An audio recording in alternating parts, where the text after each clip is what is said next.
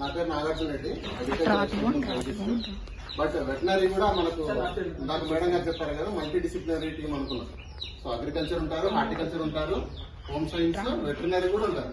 Veterinary మనకు scientist కాబట్టి నేను ఇన్ఛార్జ్ కింద కొన్ని యాక్టివిటీస్ చేస్తున్నాము. దాంట్లో భాగంగా మీరు ఇందాక మేకలు చూసారా, ఫోటో ఇట్లా వస్తే ఇట్లా వస్తుందా, ఇది కనపడాలి కదా. ఓకే,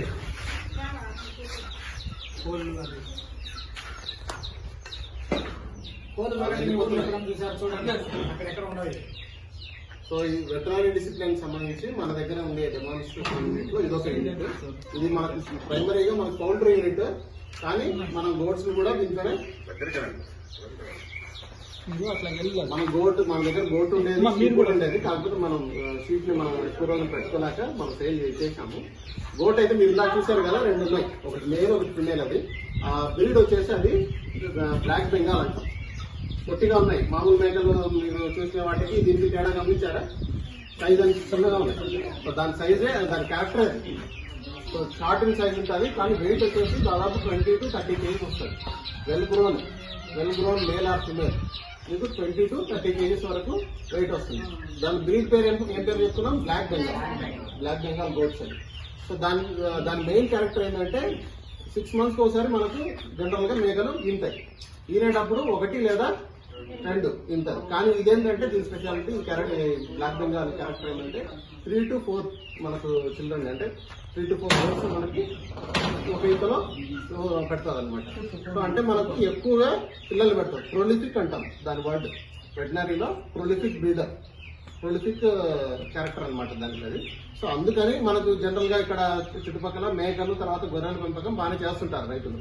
సో వాళ్ళకు ఇలాంటి కొత్త వెరైటీని మనం పరిచయం చేయగలిగితే కనుక ఎక్కువ పిల్లలు పెట్టుకొని ఎక్కువగా వాళ్ళకి ఇన్కమ్ జనరేట్ అవుతారనే ముఖ్య ఉద్దేశంతో మనం ఆ రకాన్ని తెప్పించడం జరిగింది. సో అది గోట్స్ సంబంధించి. అలాగే ఈ పౌల్ట్రీ బర్డ్స్ చూసారా, ఇవన్నీ ఒకటే రకంగా ఉన్నాయా? అన్ని ఒకటే రకంగా ఉన్నాయి. సో దాంట్లో నల్లగుండే రకం వచ్చేసి కడక్నాథ్ రకం. విన్నారా పేరు? ఇది కడక్నాథ్ బ్లాక్ కలర్ ఉంటుంది కోడి. అది దాని మాంసం కూడా బ్లాక్ కలర్ ఉంటుంది, రక్తం కూడా బ్లాక్ కలర్ ఉంటుంది. ఎందుకు బ్లాక్ కలర్ ఉంటుంది? బికాస్ ఆఫ్ మెలనిన్ కంటెంట్ ఎక్కువ ఉంటుంది. సో ఆ కోడి మాంసం దాని పర్పస్ ఏంటంటే దాని మాంసం వచ్చేసి it contains very less number of fat చాలా తక్కువగా ఉంటుంది. Highly proteinaceous food chicken. మీరు ఇండియన్ క్రికెట్ టీమ్ లో విరాట్ కోహ్లీ కూడా తీసుకునే చికెన్ ఏదైతే తింటాడో అది కడక్నాథే తింటాడు. ఎందుకంటే ఫ్యాట్ కంటెంట్ చాలా తక్కువ ఉంటుంది పర్సెంటేజ్ నార్మల్ కోడితో, నార్మల్ చికెన్ తో కంపేర్.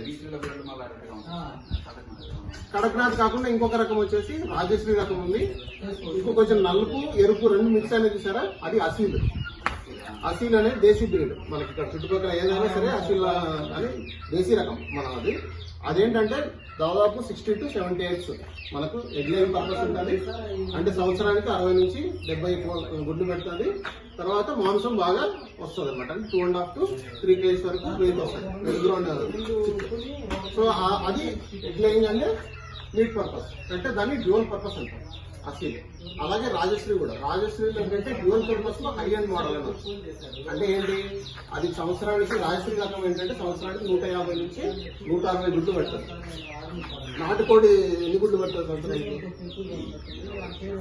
40, మాక్సిమం 40, అంతకంటే ఎక్కువ పెట్టారు. ఈ రాజశ్రీ అనేది ఎగ్ లైన్ పర్పస్ యూజ్ అవుతుంది. తర్వాత మాంసం అంటే మీట్ పర్పస్ కూడా మనకు సూటబుల్, డ్యూయల్ పర్పస్ కూడా. సో మీకు ఇందాక రాజశ్రీ రకం గురించి చెప్పాను, అసలు చెప్పాను. తర్వాత నల్లది కడక్నాథ్ అనేది భోపాల్లో ఆదివాసీలు ఉంటారు కదా, అంటే ట్రైబల్ పీపుల్, వాళ్ళ దగ్గర ఉన్నటువంటి రకం. అది అక్కడ నుంచి డెవలప్ చేసినారు ఈ రకాన్ని. అంటే వాళ్ళ దగ్గర నుంచి ఆ బ్రీడ్ తీసుకొని మన రీసెర్చ్ స్టేషన్స్ లో దాని క్యారెక్టర్స్ ఏంటి, దాని ఉపయోగాలు ఏంటి అనేది తెలుసుకొని తర్వాత మాస్ మల్టిప్లికేషన్ చేయడం జరిగింది.